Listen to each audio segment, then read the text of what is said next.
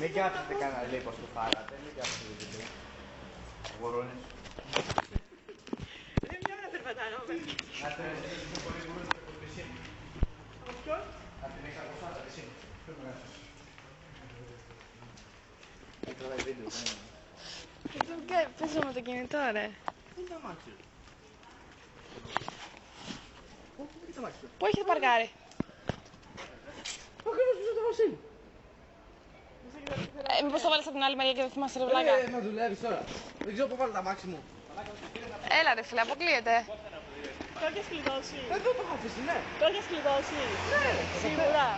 Εδώ το είχα αφήσει. Μην του κάνετε κανένα μαλακία γιατί το πήγα Κάνουμε καλό. μαλακία ρε φίλε. Πότε ρε στο πάμε. Τώρα θα τρελαθώ. Ρε σοβαρά ήρθα τώρα, μην κάνετε μαλακίες. Ρε φίλε, μήπως τα άφησες εδώ προχθές που Ρε πηγαίναμε για μπάνιο? εγώ του κάνω. Δεν το βάλαμε σου λέω. Πόση ώρα κάνεις να παρκάρεις εδώ? Πλάκα κάνετε. Όχι, δεν σου λέω. Έλα ρε φίλε τώρα. Μα τώρα τρελαίνομαι. Τώρα κόψε τις βλακίες γιατί πραγματικά... Είσαι βλάκα μου, ρε, τότε πέρα να το βάλω τώρα σου. Με τον Τζίλα είσαι. Ναι. Ναι ρε. Και πήραν τα τζίλα και δεν πήραν το τζιπ. Α, δεν μπορώ να το οδηγήσω στην αυτό το θηρίο. Μα θα τρελαθώ τώρα. Ρε, εκεί είναι, για να μπλες εκείνο. Πάτε το στην αγέρμα. Αυτή